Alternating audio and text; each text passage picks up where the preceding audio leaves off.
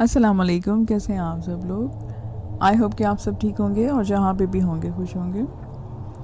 आज की स्टोरीज शुरू करने से पहले आपसे रिक्वेस्ट है कि आप चैनल को सब्सक्राइब कर लें।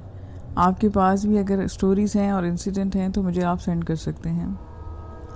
ये पहली स्टोरी सुहेब ने मुझे पिंडी से सेंड की है जो मैं आपको सुनाने लगी हूँ। आइए मैं आपको उन्हीं की ज़ुबानी सुनाती हूँ। मेरा नाम सुहेब है और मैं रावलपिंडी का रहने वाला हूँ। मेरे दादा फ़ौज में थे और आज से 50 साल पहले उन्होंने एक वीरान इलाके में एक घर बनाया। इस वक्त हमारे इलाके में दूर दूर तक कोई दूसरा घर नहीं था। हमारा पूरा ख़ानदान एक ही घर में रहता था। घर बड़ा होने की वजह से कोई परेशानी नहीं होती थी, लेकिन कभी कभी इस घर में कुछ अजीब व गरीब वाक़यात होना शुरू हो गए। हमारे घर के बड़े इन वाक़यात को नज़रअंदाज करते रहते ताकि हम बच्चे डर ना जाएं, या फिर ये सब कुछ इनके लिए एक रूटीन की बात थी। मेरे दादा अबू हाफिज़ कुरान थे। जब से हमारे इस घर की कंस्ट्रक्शन हुई थी इस तरह के वाक़यात पहले दिन से ही हो रहे थे।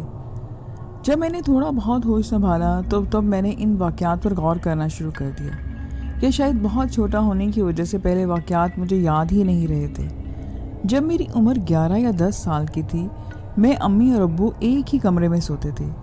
तब मैं भी मेरे जहन में ये बात मौजूद थी कि आधी रात के वक्त हमारे घर के सहन में अक्सर किसी के चलने फिरने की आवाज़ें आती हैं। एक रात में बड़ी कज़न उठी, शायद उसे पानी पीना था। जब वो कमरे से बाहर निकली तो उसे सहन में कोई औरतनुमा मखलूक खड़ी नज़र आई। सहन की लाइट्स ऑफ थी, जिसकी वजह से वो उसे पहचान न सकी कि ये कौन है। जब वो लाइट ऑन करने लगी तो उसे वो चीज़ किचन में जाती दिखी, लेकिन लाइट्स ऑन करने पर उसे एक धचका सा लगा कि किचन का दरवाज़ा तो बंद था और बाहर से कुंडी लगी हुई थी। कोई भला बिना दरवाज़ा खोले अंदर कैसे जा सकता है और फिर कुंडी कैसे लग सकती है? इसने अपने अम्मी अब्बू को फ़ौरन जगाया। जब वो किचन का दरवाज़ा खोलकर अंदर गए तो वहाँ कोई भी ना था। ऐसे वाक़े से हम सब बच्चे काफ़ी डर गए, लेकिन बड़ों पर इस वाक़े का कोई भी असर ना हुआ, क्योंकि इनके साथ पहले भी कई बार ये सब कुछ हो चुका था, जिसका पता हमें बाद में चला। इस वाक़े के कुछ दिन के बाद एक रात मेरी आंख प्यास लगने की वजह से खुली। कमरे का दरवाज़ा थोड़ा सा खुला हुआ था, लेकिन घर की तमाम लाइट्स ऑफ थी। चांद की हल्की सी रोशनी दरवाजे से अंदर पड़ रही थी। इसकी मध्यम रोशनी में मैंने देखा कि मेरे बेड के दूसरी तरफ जहाँ मेरे पाँव थे वहाँ नीचे ज़मीन पर कोई बैठा हुआ था। पहले तो मुझे लगा कि शायद मेरी अम्मी हैं, क्योंकि इतने लंबे बाल किसी औरत के ही हो सकते हैं। मैं बेड से उतरा और बेदहानी में दरवाजे की तरफ जाने लगा, लेकिन 2 कदम चलकर मैं रुक गया, क्योंकि मेरे कमरे की दूसरी तरफ अम्मी की चारपाई पर अम्मी सोती ही मुझे दिखी। और मेरा दिल तो अब जैसे फटने को था। मैं दिल ही दिल में बोला कि या खुदा, ये कौन है? इस वक्त इस मखलूक ने पीछे मुड़कर मेरी तरफ देखा। मैं इसका चेहरा ठीक से नहीं देख सका, क्योंकि इसके चेहरे पर काफ़ी बाल बिखरे हुए थे और इसके चेहरे पर बाल ही बाल थे। इसकी नज़र मुझ पर पड़ते ही मैं ज़ोर ज़ोर से चीखने लगा और खौफ से मैंने अपनी आंखें बंद कर ली। अब्बू बेड की मेरे दूसरी तरफ लेटे थे। मेरी आवाज़ें सुनकर अब्बू ने फ़ौरन लाइट्स ऑन की, लेकिन मैं आंखें बंद किए बस चीखता ही जा रहा था। तो उन्होंने मुझे पकड़ा और पूछने लगे कि क्या हुआ है। मैंने आंखें खोली तो अम्मी अब्बू दोनों मेरे पास खड़े थे। मैंने इनको पूरी बात बताई तो अब्बू ने पूरे घर में मेरी तसल्ली के लिए देख लिया, लेकिन मगर वहाँ पे कोई भी ना था। इस वाक़ये के अगले दिन मैंने दादी अम्मी को ये बात बताई तो उन्होंने जो कुछ मुझे कहा वो सब बहुत डरा देने वाला था। उन्होंने बताया कि इस घर में शुरू दिन से ही जिन्नात वगैरह हैं, लेकिन वो किसी को नुकसान नहीं पहुँचाते। इस वाक़ये ने हम सब बच्चों को डरा कर रख दिया था। इसी तरह से गर्मियाँ ख़त्म हो गईं। सर्दियों के शुरू के दिन थे। चाचू फ़ौज में हुआ करते थे और इस वक्त फ़ौज में ड्यूटी पर थे। एक रात हम सब यानी मेरी अम्मी, चच्ची और बाकी सब कज़न एक ही कमरे में बैठे बातें कर रहे थे कि ये काफ़ी बड़ा कमरा था। अचानक कमरे का दरवाज़ा खुला और ज़ोर से बंद हो गया। पहले हम समझे कि दादा अबू या दादी अम्मी में से कोई होगा, लेकिन फिर हमने सोचा कि अगर वो लोग होते तो कमरे में ज़रूर आते। हम सब बाहर निकले। सहन की लाइट्स ऑन थी। रात को सहन की लाइट इसीलिए ऑफ करते थे कि दादा अब्बू को कमरे के सहन के बीच में उनका कमरा था और रोशनी में इनको नींद नहीं आती थी। जब हम सब दादा के कमरे में गए तो दादा अब्बू और दादी अम्मी गहरी नींद में थे। पूरा घर देखा मगर कोई भी ना था। हमारा घर पूरा बंद है और सिर्फ सहन की छत तक खुला है, ایسا بھی نہیں ہو سکتا کہ کوئی چور آیا ہو۔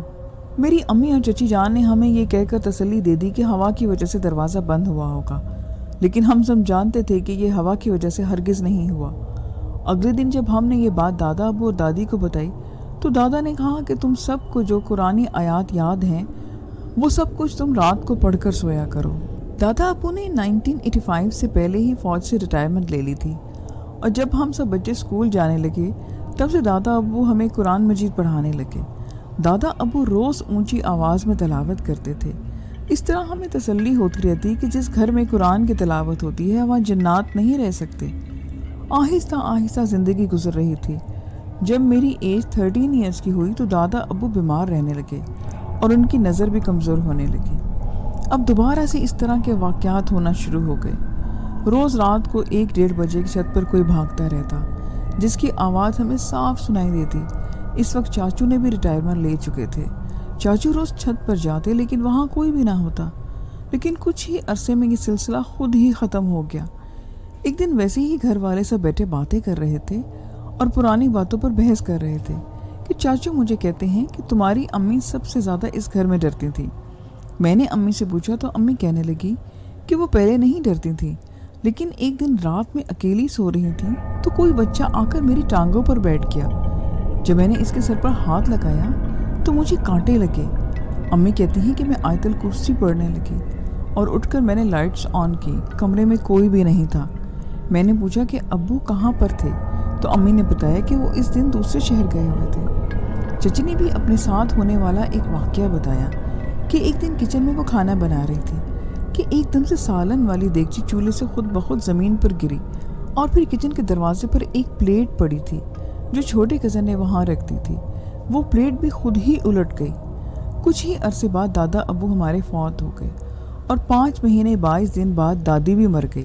ان کے مرنے کے بعد گھر میں دوبارہ سے عجیب و غریب واقعات ہونا شروع ہو گئے۔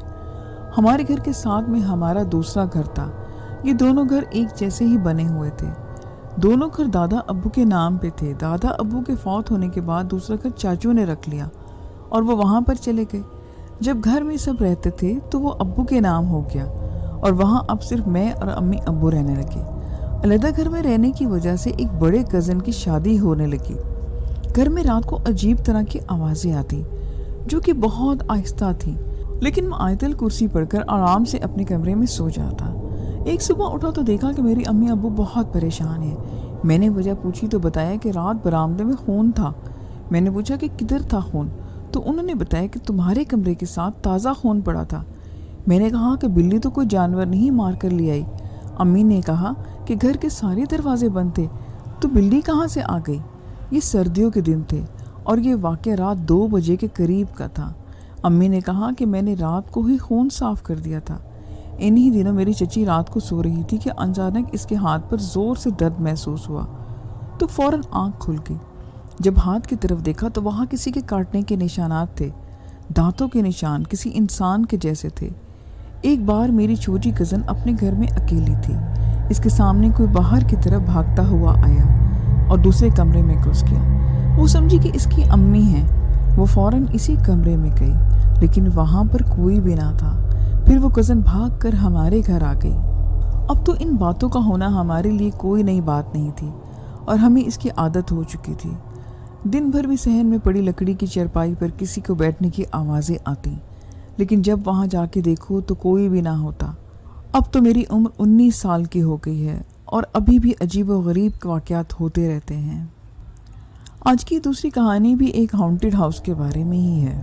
سعید صاحب نے اپنا گھر شفٹ کیا تو گھر بڑا ہونے اور علاقہ مہنگا ہونے کی صورت میں انہوں نے نیچے والا فلور کرائے پر دینے کا سوچا اور وہ اوپر شفٹ ہو گئے۔ نیچے والے فلور کو کرائے پر چڑھانے کی محنت کرتے رہے مگر وہ اتنا خوبصورت اور بڑا ہونے کے باوجود بھی کرائے پر نہیں چڑھ سکا۔ کسی نے مشورہ دیا کہ نیچے سورہ بقرہ کی تلاوت کرو اور پانی کا چھڑکاؤ کرو تاکہ اگر نیچے کوئی بدرو جیسی چیز ہے تو وہ جگہ چھوٹ جائے۔ تو سعید صاحب نے نیچے جا کر تلاوت کی۔ اگلے دن بھی ان کی طبیعت خراب ہونے لگی۔ جس ہاتھ سے پانی پڑھ کر چھڑکاؤ کیا تھا اس ہاتھ کا درد اتنا بڑا کہ کھانا کھانا تک مشکل ہو گیا۔ ان کے بچوں کے ساتھ بھی عجیب و غریب واقعات ہونا شروع ہو گئے۔ اکثر ایسا لگتا جیسے کوئی زور سے دروازہ بجا رہا ہے، سامنے رکھی چیزیں غائب ہو جاتی، گھڑیاں بار بار بند ہو جاتی۔ اکثر اوقات بہت ہی گندی بدبو سے گھر والوں کو محسوس ہوتی، جیسے کوئی چیز گل سڑ جاتی ہے۔ کبھی کبھی سوئے ہوئے لگتا کہ جیسے کوئی پاؤں کے ناخن کھینچ رہا ہو۔ چمگادڑ ٹیرس کے اندر تک چکر لگاتی اور بار بار سروں پر گھومتی پھرتی۔ پھر سعید صاحب کو کسی بزرگ ہستی نے کہا کہ وہ بدرو جو نیچے رہتی ہے وہ نہیں چاہتی کہ کوئی انسان آ کر اس کے پاس رہے، اس لیے کوئی کرایہ دار نہیں آ پاتا، مگر اب اس کو آپ نے چھیڑ دیا ہے تو وہ اب اوپر آ کر آپ لوگوں کو تنگ کر رہی ہے تاکہ آپ اسے نکالنے کے بجائے خود چھوڑ کر چلے جائیں۔ تو سعید صاحب نے کہا کہ میں نے اپنے سارے پلاٹ بیچ کر یہ گھر لیا ہے، اب میں نہیں چھوڑوں گا۔ پھر بزرگ نے ان کو کہا کہ 40 دن تک اوپر بھی سورہ بقرہ کی تلاوت کریں، اور اگر اب نہ کر پائیں تو سورہ بقرہ کی آواز تیز ہو کر ریکارڈنگ پہ چلا دیں، مگر روز تلاوت کی آواز گھر میں گونجنی چاہیے، اور نیچے بھی ممکن ہو تو جا کر چھڑکاؤ کرتے رہیں، روز پڑے ہوئے پانی کو وہاں پھینکیں۔ سعید صاحب نے تلاوت شروع کی۔ پہلے دن تو انہوں نے رات کو بدرو عورت کی شکل میں دیکھی جو واضح نظر آ رہی تھی، اور ان کے بستر پر آ کر بیٹھ گئی۔ پھر وہ کبھی دوسرے دروازے کو بند ہونے کے باوجود بھی ان کے بچوں کے کمرے میں جاتی دیکھتی تو کبھی ان کے پاس پہنچ جاتی۔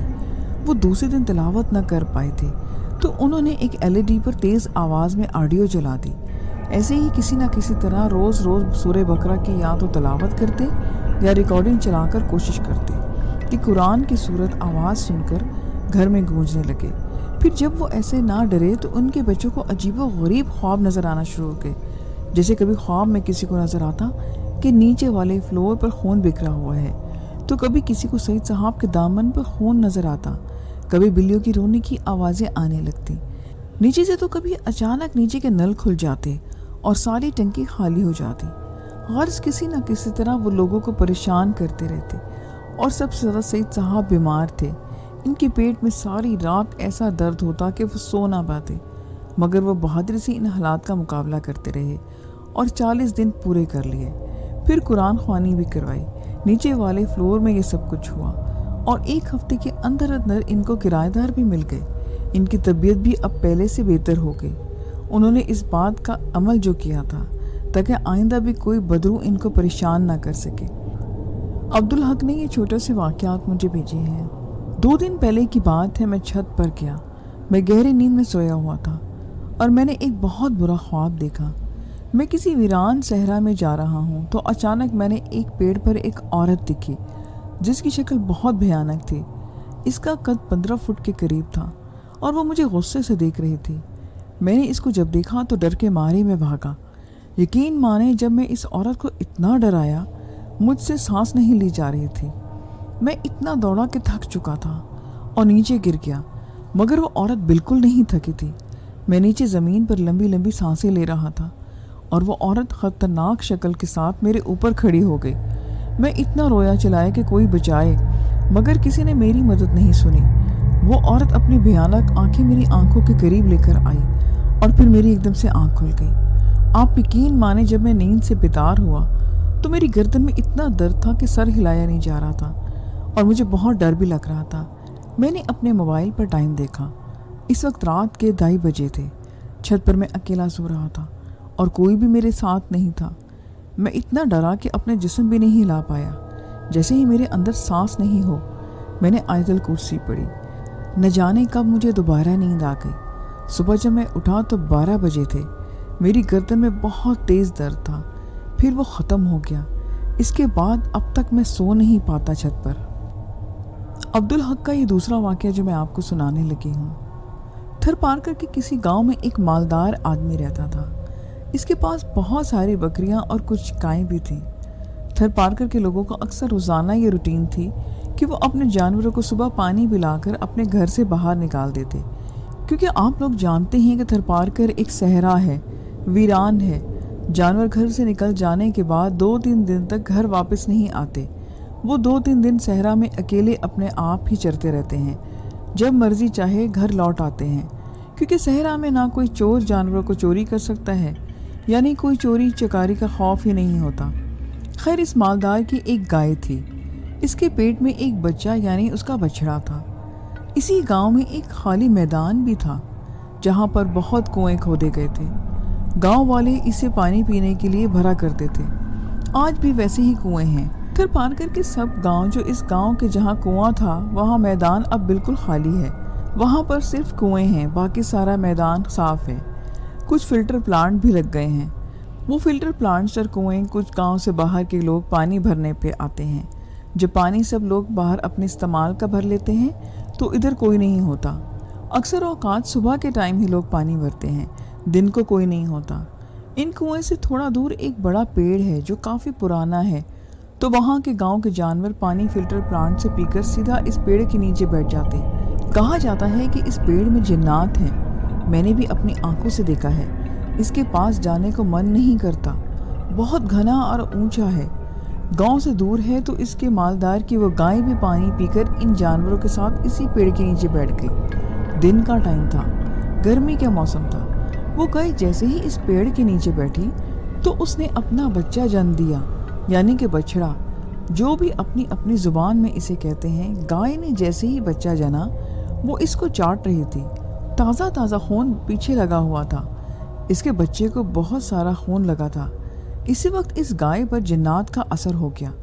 शाम को मालिक जब लेने आया तो ठीक थी, घर ले गए। जब पहुंचे तो अचानक गाय नीचे गिरी पड़ी। अभी तो बिल्कुल ठीक थी, न जाने क्या हो गया इसको। इसकी चंद सांसें बाकी थी, मरने वाली थी। तो इसके मालिक ने कहा कि ये नहीं बचेगी, तो वो उसे गाड़ी में डालकर शहर ले गया। सारा खून गाड़ी में भर गया। वो इस गाय को बेचकर वापस अपने घर को चला आया। फिर रात को इस गाड़ी के ड्राइवर ने अपने घर से बाहर गाड़ी खड़ी की। वो अपने घर जाकर खाना वगैरह खाया तो इसकी कोई चीज़ जो गाड़ी में भूल गया था, वो ऐसा सोच कर के शायद गाड़ी में ना हो, वो जैसे ही गाड़ी पर पहुंचा तो उसने अपनी गाड़ी में वो गाय देखी। वो गाय आंखें फाड़ फाड़ के इसको देखे जा रही थी, जो चंद देर पहले ही वो बेचकर आए थे। ये सब कुछ देखकर इसकी चीखें निकल गईं। वो भागा और अपने घर की तरफ घर वालों से कहा कि हम जो गाय अभी बेचकर आए हैं वो अभी मेरी गाड़ी में है, मैंने देखी है। तो वो सब गाड़ी को देखने गए, पर वहाँ अब कुछ भी ना था। इसके बाद इन गांव वालों को पता चला कि इस गाय को जिन्नात का असर पड़ा था, इसी वजह से वो मर गई। वो इसके बाद गाड़ी के मालिक पर वो गाड़ी बेच दी और ये असरात अभी भी मौजूद हैं। इसी तरह ज़िला थर पारकर का एक और वाक़या जो इन्होंने भेजा। सहराय थर में एक ऊँटों का व्यापारी था। एक दिन वो अपने लिए हुए ऊँट बेचकर अपने ज़ाती ऊँट पर चढ़कर अपने गांव जा रहा था। बचे हुए ऊँटों की रकम इसके पास बहुत सारी थी। इसका घर अभी बहुत दूर था। चलते चलते रात बहुत हो गई थी। वो चलता रहा। दूर से एक रोशनी दिखाई दी। उसने सोचा कि कोई गांव नज़दीक है, मैं रात इधर ही रह लूँगा, कल सुबह अपने घर को चला जाऊँगा। मगर इसका घर बहुत दूर था, रात का ये सफ़र नहीं कर सकता था। वो रोशनी की तरफ चल पड़ा। नज़दीक गया तो उसने देखा कि यहाँ तो कोई मेला लगा हुआ है। वहाँ सब इंसान थे, हर चीज़ की दुकान सजाए बैठे थे। लोग खाने पीने की अशिया ख़रीद रहे थे, बच्चे झूला झूल रहे थे। उसने सोचा कि मेला बहुत अच्छा लगा हुआ है, मगर मेरे इतने सारे पैसे मैं कहाँ रखूँगा, कोई चोरी करके ले जाएगा। ऐसा सोच रहा था कि अचानक उसे एक बुढ़िया दिखी। उसने बुढ़िया से पूछा कि क्या आप इस मेले वालों में से हैं? तो उसने कहा कि बिल्कुल सही समझा, मैं मेले वालों में से ही हूँ। बुढ़िया मासूमियत से ये बात कहकर ऊँट के व्यापारी को कहा। वो बुढ़िया ईमानदार लग रही थी। उसने इस बुढ़िया को एक साइड पर ले जाकर कहा कि माँ जी, मैं फला फला गांव से हूँ और मैं एक व्यापारी हूँ, ऊँट बेचने गया था, वापस अपने घर को जा रहा था कि रात पड़ गई। मेरा घर बहुत दूर है, इसलिए मुझे अपने कुछ पैसे मैं आपके पास रखवाना चाहता हूँ। आप संभाल कर रखना, मैं ज़रा देर को सो जाता हूँ, कल आपसे मैं पैसे लेकर घर वापस जाऊँगा। इस बुढ़िया ने कहा कि ठीक है, आप पैसे मुझे दो, मैं रख देती हूँ। उसने पैसे सारे बुढ़िया को दे दिए और फिर अपना ऊँट मेले के पास बांध कर सो गया। हैरत की बात, जब सुबह हुई तो उसकी आँख खुली। देखता है कि ना मेला है ना बुढ़िया, ना ही वो बच्चे, ना ही वो झूले। वो तो क्या, इसके मेले का कचरा तक भी वहाँ नहीं था। बिल्कुल साफ मैदान था और अपना ऊँट इसके पास ही बंधा हुआ था। वो व्यापारी हैरान हो गया। रात यहाँ सब कुछ था, मगर अभी तो कुछ भी ना था, मेरे पैसे भी चले गए। तो उसने अपना ऊँट खोला और मायूसी के आलम में अपने गांव को चल पड़ा। थोड़ा सा सफ़र तय किया तो वो किसी गांव पहुंच गया। गांव पहुंचकर लोगों से कहा कि मैं फला गांव के व्यापारी हूँ اور وہاں بیوپار کر کے جانور بیچ کر آ رہا تھا کہ میرے ساتھ کہ سب کچھ ہو گیا۔ تو ان لوگوں نے کہا کہ بھائی پاگل ہو گیا ہے، یہاں ہر سال جنات کا میلہ لگتا ہے۔ وہ انسان نہیں تھے، جن تھے، اور ہر سال فلاں رات کو جنوں کا میلہ لگتا ہے۔ سال کے بعد اپنے پیسے اسی میلے میں جا کر اس بڑھیا سے لے لینا۔ لسن جی، آج کی سٹوریز تھیں، آئی ہوپ کہ آپ کو پسند آئیں گے۔ پھر نیو ویڈیو میں ملیں گے نیو سٹوریز کے ساتھ۔ اپنا خیال رکھیے گا، مجھے اجازت دیں، خدا حافظ۔